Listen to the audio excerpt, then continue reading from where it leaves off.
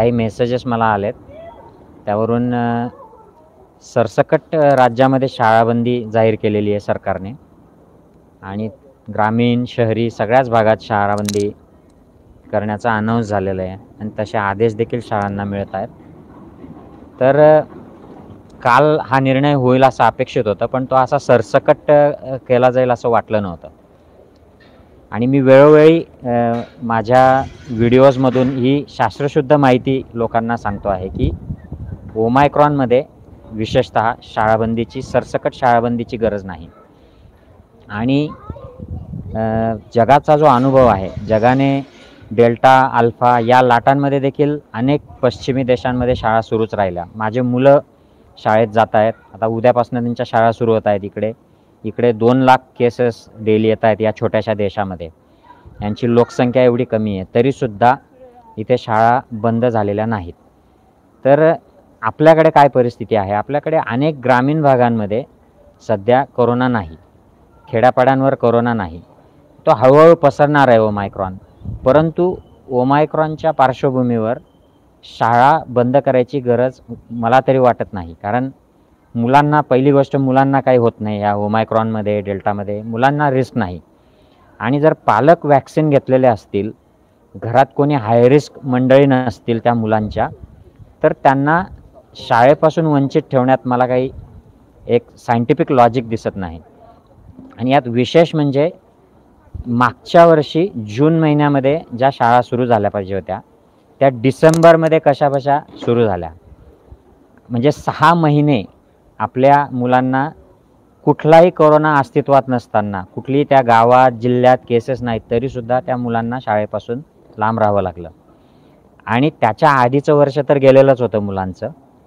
म्हणजे 21-22 मुलांचं उशीर केला, 20-21 देखील मुलांचं गेलेलं होतं. आणि याचे दुष्परिणाम असे झालेले आहेत की मुलं जे ABCD शिकलेले होते ते मुलं ABCD विसरले. ज्या मुलांना गुणाकार भागाकार येत होता ते गुणाकार भागाकार काय ते आकडे देखील विसरले, अंक हे विसरले. ज्यांना थोडंफार वाचता येत होतं ते वाचायचं विसरले. मुलांचं जाऊ द्या, शिक्षकांना शिकवायची प्रॅक्टिस गेली. आणि हे मी शिक्षकांचा अनुभव सांगतो आहे की 1.5-2 वर्षापासून शिकवलेलंच नाही, त्यामुळे त्यांची शिकवायचा कॉन्फिडन्स गेला. त्यांचं शिकवण्याची जी स्किल्स आहेत, जी क्वालिटी आहे ती गेली. आणि एक प्रकारचं लेझीनेस, कुठलंही काम केलं नाही तरी येतं, त्यामुळे क्वालिटी शिक्षक लोकांची सुद्धा कमी झाली. तर हे सगळं झालेलं असताना आता डिसेंबरमध्ये कशीबशी शाळा सुरू झालेली आहे. तर मला जे कोविडबद्दल कळतं, कोविड मुलांबद्दल कळतं आणि शाळांमधून जो स्प्रेड होतो त्याबद्दल कळतं. तर शाळांमधून समाजापेक्षा जास्त सिरियस स्प्रेड होत नाही. समाजात जसा स्प्रेड चालतो, म्हणजे एखाद्या मार्केटमधून ज्या लेवलला स्प्रेड होतं किंवा एखाद्या छोट्या मोठ्या फंक्शन्समधून जो स्प्रेड होतो त्याच्यापेक्षा शाळेतून जास्त स्प्रेड होत नाही. शाळा ह्या नॉर्मल स्प्रेड करतात, होत नाही असं नाही, पण नॉर्मल स्प्रेड असतो. खूप मोठे हॉटस्पॉट शाळा तयार करत नाहीत.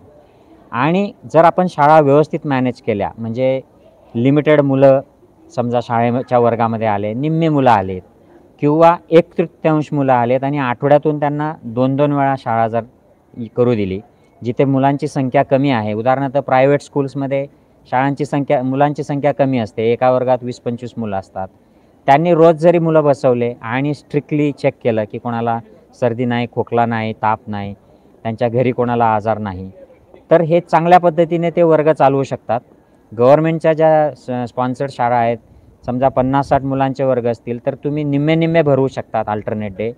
त्यापेक्षाही जास्त मुलं असले तर तुम्ही आठवड्यातनं 2 वेळा मुलांना बोलवा आणि इथं उरलेल्या मुलं पुन्हा 2 वेळा येतील. अशा पद्धतीने शाळा सहज चालवता येतील. परंतु आपण पूर्णपणे त्यांना शाळेपासून वंचित ठेवणं हे काही बरोबर मला वाटत नाही. कारण मुलं त्यात आजारी होतच नाहीत. त्यांना साधा सर्दी खोकला होतो, ते गंभीर आजारी होत नाहीत आणि ते हॉस्पिटल ॲडमिट होत नाहीत आणि मृत्यू तर होतच नाही. आणि त्यात आता पुन्हा जर आपण हा विचार केला की आता कशाबशा ज्या शाळा सुरू झाल्या आहेत आणि त्यातून त्यांना बाहेर काढलं तर श्रीमंतांची मुलं ऑनलाईन शाळा वगैरे सगळं करू शकतील. परंतु गरिबाच्या मुलांनी काय करायचं? ज्यांना लिहिता वाचता येत नव्हतं गेल्या काही आठवड्यामध्ये त्यांना परत लिहायची वाचायची प्रॅक्टिस सुरू झाली. परत ते अंक ABCD शिकले आणि आता परत ते घरी जाणार. मग कोणी मामाच्या गावाला जाणार, कोणी शेतावर कामाला जाणार, कोणी कुठल्या तरी ॲक्टिव्हिटीमध्ये बिझी होणार आणि पुन्हा ते शाळेपासून लांब जाणार. म्हणजे शाळेत गरीब आणि मध्यमवर्गीयांच्या मुलांचं पूर्ण शिक्षणाचं खेळखंडोबा होईल. तर याला ऑनलाईन एज्युकेशन हा पर्याय नाही. आपण जरी म्हणत असलो की ऑनलाईन करा, ऑनलाईन त्यांना करा, तर कसं करणार? ऑनलाईन नाही जमत. मी चांगल्या म्हणजे जे श्रीमंत लोक आहेत, middle class, upper middle class आहेत, त्यांच्या मुलांना देखील लॅपटॉप, आयपॅड उपलब्ध नाहीत आणि छोट्याशा मोबाईलचा हँडसेट तो घरात इतर लोक शेअर करतात. इंटरनेटचं कनेक्शन नाही. तुम्ही व्हॉट्सअपचे कॉल करा, कॉल लागत नाहीत एकमेकांना. तर अशा परिस्थितीत ते ऑनलाईन कसं शिकणार मुलं? आणि मुलं ते लहान मुलं आहेत, ते क्लासचं व्हिडिओ सोडतात आणि ते वेगळ्याच ॲक्टिव्हिटीजमध्ये बिझी होतात ऑनलाईन जर त्यांना दिलं तर. त्यामुळे ऑनलाईन शिक्षण हा काही पर्याय नाही. श्रीमंतांच्या मुलांना हा पर्याय आहे, कारण त्यांच्याकडे कम्प्युटर्स आहेत, आयपॅड्स आहेत, तर ते मोठ्या स्क्रीनवर शिकू शकतात आणि त्यांच्या प्रायव्हेट स्कूल्समधनं एक सिस्टमॅटिक पद्धतीने त्यांना ते डिलिव्हर केलं जातं. आपल्याकडे ग्रामीण भागात ऑनलाईन द्यायचं म्हटलं तर शिक्षकांना टेक्नॉलॉजी त्यांच्याकडे नाही, मुलांकडे टेक्नॉलॉजी नाही आणि कनेक्शन नाही टेक्नॉलॉजी असली तरी. त्यामुळे ते जमण्यासारखं नाही. म्हणून मला असं वाटतं की ज्या परिस्थितीत मुलांना रिस्क नाही, मुलांमुळे इतरांना वाढीव रिस्क नाही, तिथे जर आपण मॉल्स सुरू ठेवले आहेत, सिनेमा हॉल्स सुरू ठेवले आहेत लिमिटेड कॅपॅसिटीला, तर शाळा नक्कीच लिमिटेड कॅपॅसिटीमध्ये आपल्याला सुरू ठेवता येतील. आणि जर ग्रामीण भाग जिथे आता चंद्रपूरच्या जिल्ह्यामध्ये जर तिथे एकही एखाद्या खेड्यामध्ये कोविडची केसच नाही, तिथल्या मुलांची शाळा का बंद करायची? म्हणजे त्याला काही मला लॉजिक कळत नाही. उदाहरणार्थ मुंबईमध्ये आता खूप कोरोना आहे, तिथे खूप प्रॉब्लेम झालेला आहे, तर तुम्ही काही आठवडे तिथल्या शाळा बंद करायला हरकत नाही. इट इज लॉजिकल की इतक्या मोठ्या समस्या आहेत, त्यात ही शाळेची कशाला नव्याने समस्या उभी राहू शकते, ती का करून घ्यायची? परंतु आय थिंक की सरसकट शाळाबंदी डझंट मेक सायंटिफिक लॉजिक. जी वेस्टर्न कंट्रीजमध्ये ज्या पद्धतीने शाळा पूर्ण काळ सुरू ठेवलेल्या आहेत अनेक देशांमध्ये, त्यावरून जी माहिती मिळते त्याच्यावरून असं दिसतं की ओमायक्रॉनच्या सेटिंगमध्ये सरसकट शाळाबंदीची गरज नाही. एखाद्या शाळेमध्ये एक आउटब्रेक झाला तर त्या शाळेतला तो वर्ग किंवा त्या शाळेतले काही मुलांना घरी पाठवता येईल, किंवा खूप जास्त हाताबाहेर गेलं तर ती शाळा 2-1 आठवडे बंद ठेवता येईल. परंतु एखाद्या शाळेत मुलं निघाले म्हणून त्या गावातल्या सगळ्या शाळा बंद ठेवायच्या, त्या शहरातल्या जिल्ह्यातल्या सगळ्या शाळा बंद करायच्या, हे आता इथून पुढे चालणार नाही. कारण इथून पुढे हा ओमायक्रॉन आहे. जर पुन्हा समजा ओमायक्रॉनचा अजून एखादा म्युटंट आला, त्याचा व्हेरियंट तयार झाला, तर काय करणार? मग अजून शाळा बंद करणार. तर त्या मुलांनी करायचं काय? म्हणजे शिकायचंच नाही गरिबाच्या मुलांनी. त्यामुळे मला असं वाटतं की टास्क फोर्सने याच्यावर थोडंसं धीट व्हावं. मागचे 6 महिने जून ते डिसेंबर कुठलंही कारण नसताना शाळा बंद ठेवल्यात मुलांच्या, की तेव्हा समाजामध्ये कोरोनाच नव्हता. अनेक महिने 0 कोरोनाचे आकडे होते. आता मी ज्या जळगाव जिल्ह्यामध्ये राहतो तिथे 0 कोरोनाचे आकडे आतापर्यंत होते. आता ओमायक्रॉन आल्यानंतर थोडंफार नंबर्स यायला लागलेत. जिथे 0 कोरोना आहे तिथे शाळा बंद ठेवून काय उपयोग आहे? तर त्यामुळे हे ऑलरेडी गरज नसताना मुलांचं 6 महिने मागच्या या चालू शैक्षणिक वर्षात नुकसान झालेलं आहे. मागच्या वर्षाचा आपण समजू शकतो की कोरोनाचा कहर होता, आपल्याला काही माहीत नव्हतं. परंतु आता आपल्याला चित्र स्पष्ट झालेलं आहे की मुलांना कुठलाही धोका होत नाही, मुलांपासून इतरांना जास्तीचा धोका होत नाही. शाळा या हॉटस्पॉट म्हणून काम करत नाहीत. उलट राजकीय सभा, मंदिरं, मशिदी, हे मोठे मोठे लग्नाचे सामाजिक कार्यक्रम, सांस्कृतिक कार्यक्रम हे हॉटस्पॉट म्हणून काम करतात. आणि शाळांमधून जरी कोरोना पसरत असला तरी ते मॅनेज करता येतं. जर आपण शाळा नीट मॅनेज केल्या तर त्या कोरोना हॉटस्पॉट ठरत नाहीत, त्या ताबडतोब आपल्याला मॅनेज करता येतात. म्हणून आपल्याला एक लॉंग टर्म स्ट्रॅटेजी ठरवून एक सिस्टमॅटिक पद्धतीने शाळा मॅनेज करणं गरजेचं आहे. या सरसकट बंदीच्या निर्णयाशी मी सहमत नाही आणि मला खात्री आहे की अनेक लोक तुमच्यातले जे व्हिडिओ बघतायत, ज्यांना ह्यातलं जे लॉजिक आहे ते कळतं आहे की if malls can be running. आता तुम्ही बघा, मी मॉलमध्ये बसलेलो आहे आणि इकडे लोक मॉलमध्ये खरेदी करतायत, भरपूर लोक आहेत. आता थोडीशी उशीर झाला आहे. तर हे मॉलमध्ये यांना जर परमिशन असली आणि शाळा बंद असली तर हे लॉजिकल आहे का? नाही. कारण जर शाळेतनं करोना पसरतो तर मग पॉलिटिकल रॅलीमधनं पसरत नाही का? सिनेमाच्या थिएटरमधनं पसरत नाही का? या मॉल्समधनं पसरत नाही का? इथे दुकानात लोक जातात, लहान लहान मुलं. आता हे मुलं जर शाळेत नाहीत, हे बघा संध्याकाळची वेळ आहे, तर शाळेत नाहीत, मग हे लग्नात जातात, हे प्रवासाला जातात, मामाच्या गावाला जातात, सगळीकडे मुलं हजर असतात, त्यांना तिथे कोरोना पसरत नाही का? हा एक लॉजिकल विचार केला गेला पाहिजे. मला वाटतं task force should become little brave and they should think of other side of children as well, की children have educational needs, they have psychological needs, आणि त्यांचं अतोनात नुकसान होत आहे या पिढीचं. ते फक्त श्रीमंतांच्या मुलांचा आपण याच्यात विचार करतोय की ऑनलाईन त्यांचं सगळं काम होतं, पण गरीब आणि मध्यमवर्गीयांच्या मुलांचा विचार करणारं कोणीतरी टास्क फोर्समध्ये गेलं पाहिजे असं मला वाटतं, की ज्यांना हे सगळं कळतं की नेमकं परिस्थिती ग्राउंडवर काय चाललेली आहे.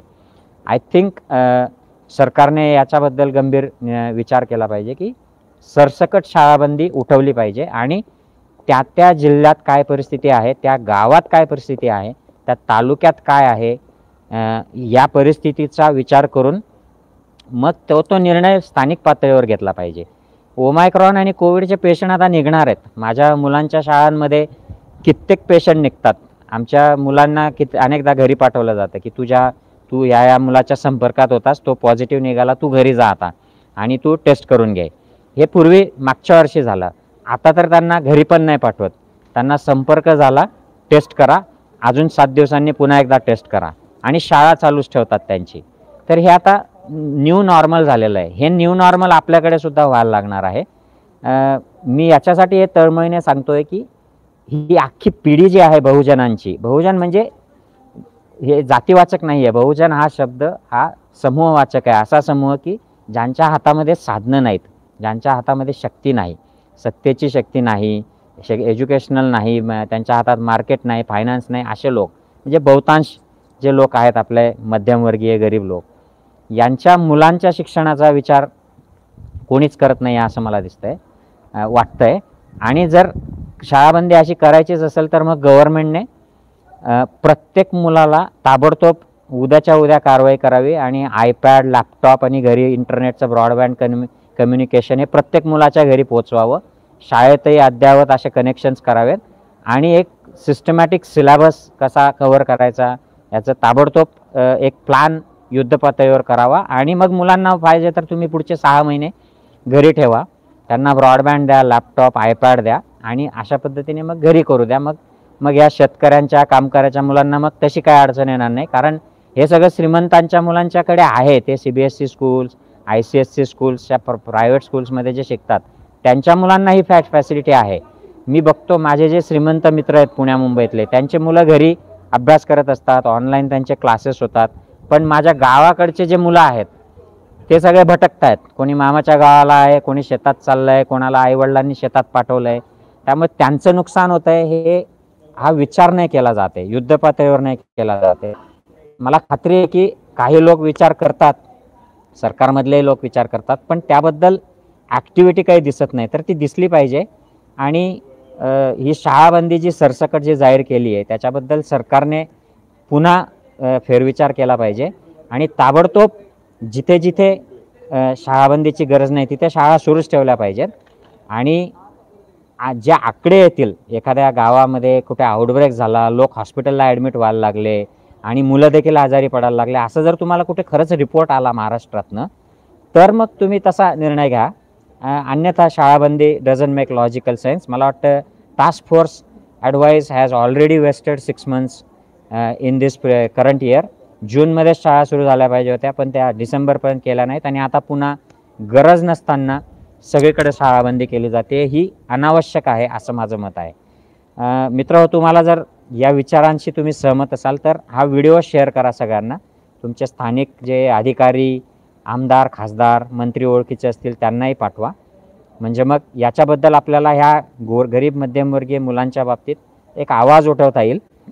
आणि जर गव्हर्नमेंट शाळा बंदच ठेवणार असेल तर हरकत नाही, पण मग मुलांना ताबडतोब तुम्ही एक सोय करून द्या. त्यांना ताबडतोब आयपॅड, लॅपटॉप अशी सोय करा. गावात त्यांना ब्रॉडबँड द्या. कमीत कमी त्यांच्या गावात असं एक 4-5 मुलांना मिळून तरी सोय तयार करा, जेणेकरून त्यांना एक 4-5 मुलांचा एक ग्रुप, एक बबल, सोशल बबल तयार करता येईल आणि they can have online classes, online त्यांना ॲक्सेस राहील. अशा पद्धतीची सोय होणार असेल तर काही हरकत नाही. पण ते नसेल तर गरज नसताना त्यांना शिक्षणापासून आता जास्तीचं वंचित ठेवायला नको.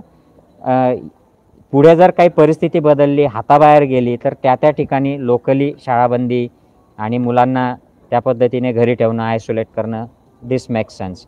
इतरांशी शेअर करा. Take care.